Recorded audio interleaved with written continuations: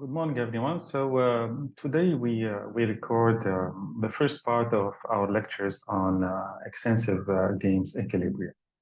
So this is the outline of the presentation for this first part. I will start at the part regarding sequential rationality. So this is the outline of the presentation. I'll talk about sequential representation equilibrium of an equilibrium. I'll talk about computing sequential representation for an equilibrium, and we'll talk about sequential rationality. So let's make it clear. I'll put this in full display. Okay, so let's make it clear. Any extensive game can be represented by a tree, and there exists a unique path linking the root node to any node of such a tree.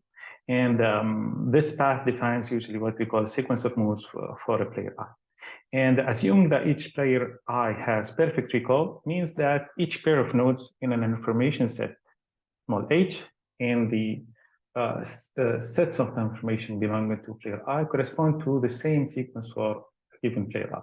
So the sequence of moves leading to h is usually denoted by sigma h, that's the sequence of moves till you reach h.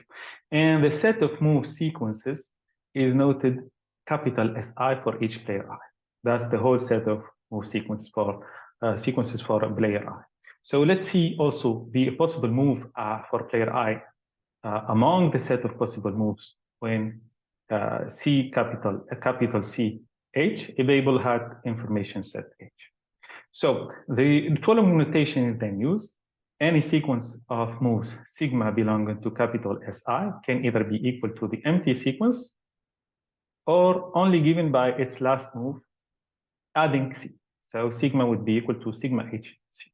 And this leads to the following definition, that capital SI is the union of the empty set with all the sigma HC for all the H belonging to capital HI and for all the C's capital CH. So for a given player I, Xi is in fact, what we call the realization plan of a mixed strategy if and only if the following conditions are satisfied. So X of hat of the empty set of the empty sequence is equal to 1, and the probability, sum of probabilities of the generated sequences when you reach the information set H and all possible moves is equal to the probabilities that sigma H is reached for every H in HI. And every X sigma is given a non-zero probability.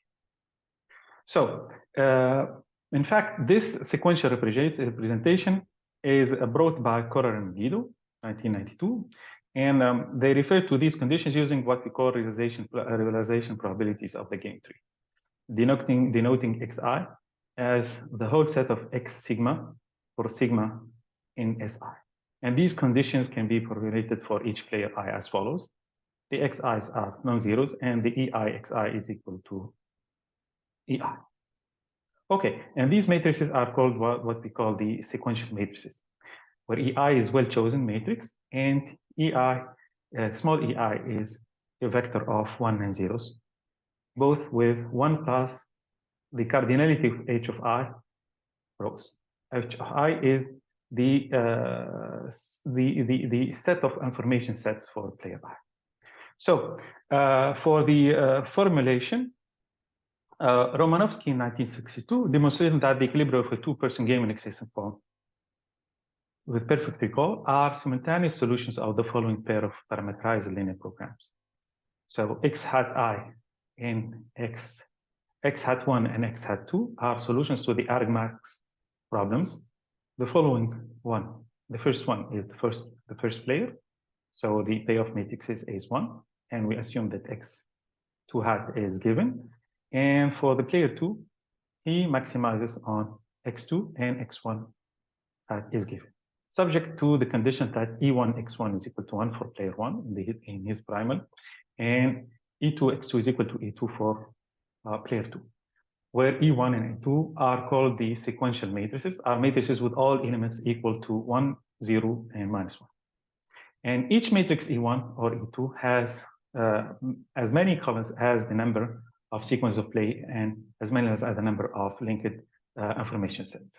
So the dual formulation for this sequential representation, the dual formulation brought by the primers is given as follows. We have to define the dual variables, alpha hat 1 and alpha hat 2 for a Nash equilibrium, and we'll seek to minimize the product of E1T alpha 1 or the product of E2 transpose alpha 2 under the condition that E1 transpose alpha 1 is greater or equal than A1 x2 hat for player 1, or alpha 2 transpose times E2 is greater or equal than x1 hat transpose times A2.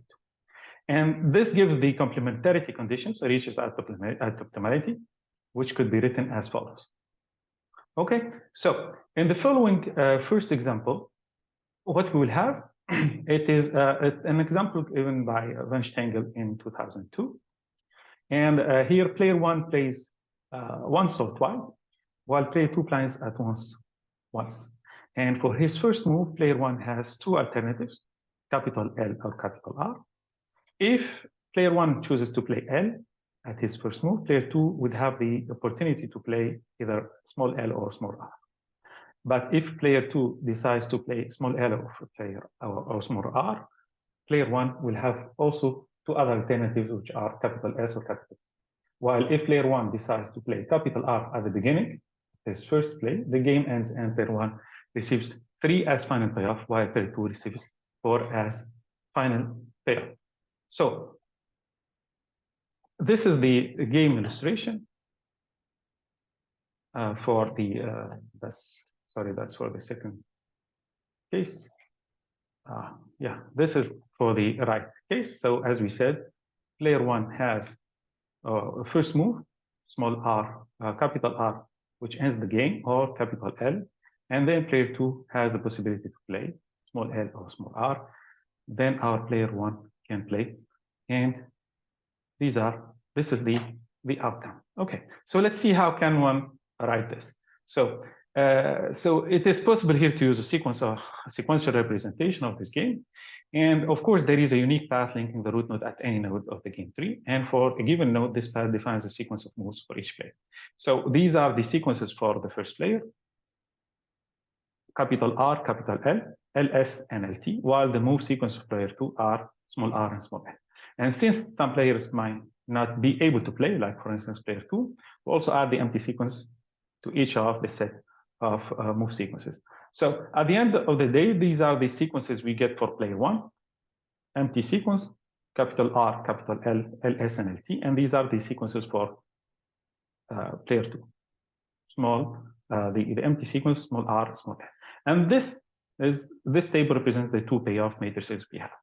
And we also define the sequence matrices, which describe the link between the move sequences of each player. And for a given player, every given player in this game, we have the following matrices. We have E1, which is in the first row 1 and zeros. Then this empty sequence, which is given an initial notation probability, which is 1. This probability of 1 is divided onto R and L, capital R and L, which in turn is divided here in the last column, last row, we have -1, 1, 1, divided into LS and LT. While for player 2, we have 1 for the empty sequence, and this probability is divided onto small r and small l. Okay. And in the second game we have, which is the game given by Kohlberg and Mertens, this one. Okay, we have for player 1 has he plays once or twice, while player 2 plays at most once. But for his first move, player 1 has 3 alternatives, which are capital T, capital M, or B. If player 1 chooses to play capital M or B at his first move, player 2 will have 2 alternatives, which are capital L or capital R. And if player 1 plays capital M, player 2 decides to play capital R, L, or capital R, and both players receive a payoff 0 or 3 as a final payoff. So if player 1 plays B, player 2 decides to play capital L or capital R, then player 1 can play capital B or T, and then player 2 can play capital L or R. And the game ends and both players receive 4 or -4 as final payoffs. So this is the game tree we have here. As you see, again, player 1 having 3 alternatives at his first information set, T and B. T would end the game. capital M would give the opportunity for player 2 to play capital R and R, capital R and capital L, similarly for B. But if we have here B and L as a sequence of moves played by the two players, the player 1 has the opportunity to play again, play B or T, and then player 2 has the opportunity to play, and these are the final payoffs. Okay, so this is how we can represent this game. So we have the move sequences for player 1, which are the empty sequence T and B at this first information set, and you have BB and BT inherited from is second information set. While for player 2, we have the empty sequence, capital R, capital L, and you have LR, LL as sequence. And these are the payoffs we can get. Of course, the empty cells are zeros, but here we avoid, and having them entered. So these are the sequential matrices for the two players. You have one for the empty sequence in the first row. Then this one unit probability is split onto T and B given by the second condition, given from the second row, -1, 1, 1, 1. Similarly for player 2, this initial rotation probability is divided onto capital R and capital L. And when capital L is played, the probability of capital L is divided onto LR and LL. Okay, so this is for the sequential representation, and which gives the Nash equilibrium conditions from the primal. We get the first two conditions: E1 x1 equals small e1, E2 x2 equals small e2. The dual conditions we talked about, the complementarity slackness conditions, and you have also the non-negativity conditions. And we could even linearize the complementarity slackness conditions if we use the principle of disjunctive conditions with the capital L introducing binary variables C1 and E2. Okay. Now I'll talk about what we call sequential rationality. So for an extensive form game, a strategy for player I is said to be sequentially rational at information set S in capital SI, if the player would actually want to do what the strategy specifies for him at S, when this information state S actually is reached. And this means that the given strategy is the best choice for the player I at information state S. Therefore, a player's strategy exhibits sequential rationality if it maximizes his or her expected payoff on every information set at which he or she has the move. So the player's strategy should specify an optimal action at each of the player's information set, even those that he may not be playing. So as an example, for sequential rationality, we consider a game involving two players, player 1 and player 2. Player 1 plays first and moves capital L or R. If player 1 moves capital R, the game ends, and player 1 receives 1 unit of payoff, while player 2 receives 9 units of payoff. But if player 1 moves L, player 2 can move capital S or capital N, and if player 2 moves capital N, the payoffs 2 and 3 are distributed, otherwise the payoffs 0 and 2 are distributed. So for this game, if player 1 is expected to move capital R, then player 2 would get the payoff 9, no matter what strategy he planned to use. Thus, in this case, moving S or N would provide the same payoff for player 1. And player 1 moving capital R is the best response if he expects player 2 to move S. Therefore, you have an equilibrium here, which is sequentially rational. However, in fact, it would be irrational for player 2 to move S if he got the opportunity to play. And player 2 would receive a payoff 3 if he moves N. So our equilibrium here is not sequentially rational. And the second Nash equilibrium of this game, which is L, is inter-sequentially rational, where for player 1 moving L is an optimal choice at his information set if he expects player 2 to move N. And for player 2 moving capital N is an optimal choice at his information set if he expects player 1 to move N. Okay, so that's a small case where we probably can add some notation. So here is how the game is played. We have our first player, which is who is moving capital L or capital R. That's our first player. So if player 1 moves R, the game ends, and player 1 receives 1 unit, while player 2 receives 9 units. Okay, but if capital L is played, our second player is playing, and he has the opportunity to play capital S or capital N, and we have to add up the payoffs. So if we move N, the payoffs 2 and 3 are distributed here, and if he moves S, the payoffs 0 and 2 are distributed. So these are the payoffs. Okay, so at this information state, you see that for player 2, he's better off picking N because 3 is always larger than 2. Okay, and when in turn player 1 is expected to play, he's better off playing L all the time than play R because he would definitely prefer the 2 to 1. Okay, so that's how this the second equilibrium here, Ln, is the only sequentially rational equilibrium. Okay, hopefully it's clear. It's clear now. Okay, so let me just erase this before moving forward. Okay, so that's great. So now we talk about what we call backward induction. So if the sequential rationality is common knowledge, then the players will look ahead and realize that all players will not take actions down the tree that are not rational at that point. And you observed this in a small example.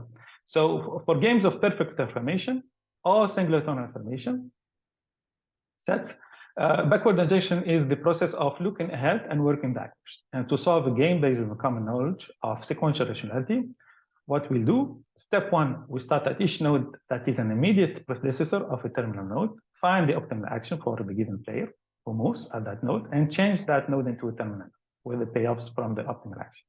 Then in step 2, we apply step 1 to smaller and smaller games until we can assign payoffs to the initial node of the game. So for the previous game, for example, looking ahead to player 2's decision, her optimal choice is capital N, so we can convert her decision node into a terminal node with payoffs 2 and 3, the same thing we did. And in the smaller game, player 1 can either choose capital L and reach the terminal node with payoffs 2, 3, or capital R and reach the terminal node with payoffs 1 and 9. And of course, he or she would prefer getting 2 than 1. So player's 1 optimal choice is to choose capital L. Hence, backwards induction leads to the strategy profile, which is capital Ln with payoffs 2, 3. Okay. As a final thing for this small presentation, in the backwards induction case, we talked about the application to the Cuban Missile Crisis. Okay, and hopefully you can apply this to do this mock up. So in 1962, the Soviet Union installed nuclear missiles in Cuba, and when the U.S. found out, President Kennedy discussed the options: 1, which is to do nothing; 2, to do an airstrike on the missiles; 3, to install what we call a naval blockade on Cuba. So JFK decided on the naval blockade, and negotiations ensued, and Khrushchev threatened to escalate the situation. So both sides believed that a nuclear war was possible, nuclear war was a possibility, and finally the Soviet Union agreed to remove the missiles if the United States agreed to invade, not to invade Cuba. So privately, Kennedy also agreed to remove some missiles based in Turkey. So for the game modeling, here on the first stage, we talked about Khrushchev playing first. He must decide whether to place missiles in Cuba or not. And if the missiles are in place, JFK must decide whether to do nothing: 1, airstrikes or blockade; 3. And if JFK decides on airstrike or blockade, Khrushchev must decide whether to consent or escalate. And here are the payoffs or utilities we used for Khrushchev. If missiles are allowed, 5. If state equal, 4. If consent to blockade, he consents to blockade, he gets 3. If he consents to airstrike, 3, loses resources. And if he escalates after airstrike, risk of war, but JFK is the initial aggressor, is 1. And if he escalates after blockade, 0, risk of war, and Khrushchev is the initial aggressor. The utilities for JFK: blockade and have Khrushchev acquiesces, 5. Airstrike and have Khrushchev consent, 4. Be tough but use resources, state equal, 3. allow missiles to Khrushchev escalates after blockade, or Khrushchev 1 and Khrushchev escalates after airstrike is 0. So we'll talk about the final outcome for this game. So in this case, we found out that Khrushchev does not want to risk nuclear war and would optimally concede to either a blockade or an airstrike.